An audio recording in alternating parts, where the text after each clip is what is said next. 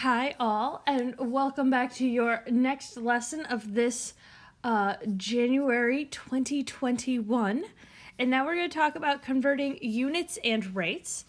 So if you haven't looked over the ideas with units and rates from earlier in the week, I really recommend this is definitely one of the ones that you want to practice them in order. So let's get ourselves ready to take notes and we're going to get started. So we're looking at converting, and when we talk about converting in any context, whatever that means is that it's talking about changing. So in this case, we're talking about something called a conversion factor that we'll use to change units. So change just means that we're going to use converting, and factor is just something that's multiplied. Now, each conversion factor is going to be made up of a numerator and denominator. And what it's going to do is that there's going to be a unit on top and a different unit on bottom. And we'll have numbers here that will help us convert the units. And the important part here is that the entirety of the numerator has to be equal to the entirety of the denominator. So, for example, we could have, if I wanted to change minutes to hours, I could have 60 minutes in the numerator, and the bottom would be 1 hour because those two are equal, but they just have different units. Another example would be something like 1 centimeter, and I could change that to 10 millimeters. So we're changing the unit, and therefore the number is just keeping the two sides of the fraction equal.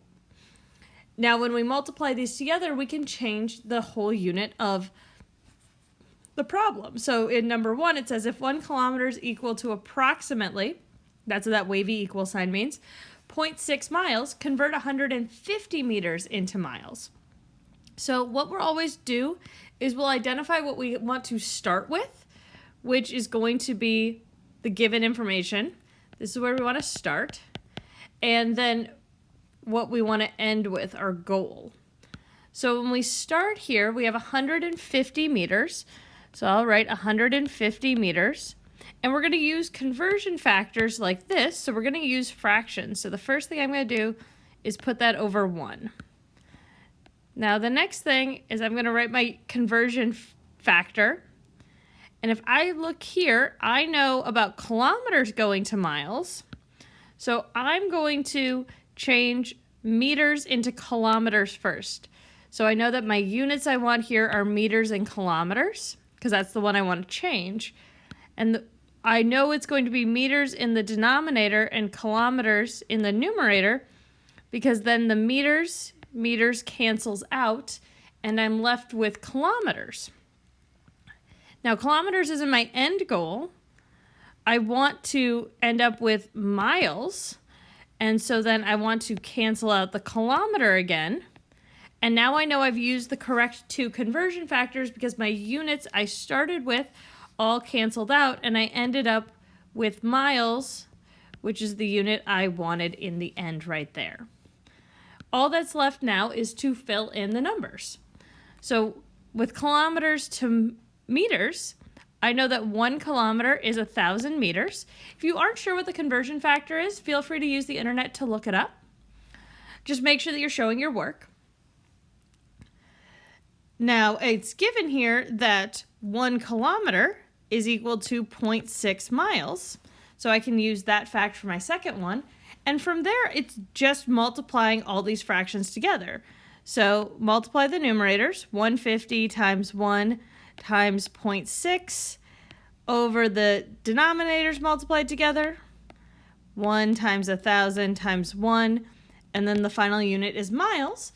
From there, all we need to do is simplify. We get that numerators all multiplied together is 90 over 1,000, which is equal to 0.09 miles. So just use the conversion factors you know and make sure that you cancel out your units going through until you end up with what you want. Let's look at another problem here. 2. The average American eats 23 pounds of pizza each year. Find the number of ounces of pizza the average American eats per day. So in this case, we're starting with pounds per year. So I'm going to write that as a rate. So 23, I will use the abbreviation for pounds, LBS, over 1 year. And I want it to be ounces per day. So the first thing I'm going to do is change ounces and pounds. So I want ounces, OZ, and I want to cancel out pounds. So that's worked out just fine. I can look it up and I know that 16 ounces to 1 pound if I don't remember it off the top of my head. Now for changing years to days, I have year in the denominator here, so I'm going to have to put year in the numerator. And then day, so that I can cancel out year and year. And now I end up with ounces per day, which is what I want. Now plugging in the numbers here, 1 year is equal to generally 365. Of course, leap years are different, but 2021 is not a leap year, so you don't have to worry about it. Now, when I multiply those together, we end up with 23 times 16 times 1 in the numerator over 1 times 365 ounces per day in the denominator. And again, for this one, I would absolutely encourage you to use your calculator. You can leave it as a fraction, which is 368 over 365 ounces per day. Though, hopefully I would ask that you recognize that this is very, very close to 1 ounce per day, just ever so slightly over. Either of these would be fine as final answers. Just make sure you're showing your work. One more example here with rates. We have 990 feet in 15 seconds. Find its speed in miles per hour. Oh. So I will then say start with 990 feet in 15 seconds. And so this is just like a rate again. So we have that as our starting point. And then miles per hour. I want to change feet into miles. And then that's going to great because that's going to cancel out numerator, denominator. And then I want to change seconds, so replace seconds. So it cancels out there with hours. And then I end up with miles over hour, which is what I actually want in my final answer. So all I need to do is find the numbers to plug into my conversion factors. 1 mile is 5,280 feet, and 1 hour is 3,600 seconds. Now, we've got our multiplication, 990 times 1 times 3,600 over 15 times 5,280 times 1 miles per hour is sometimes written as mph. Again, feel free to grab your calculator and you should end up with 45 miles per hour. Now, nice thing with word problems, this is a car traveling.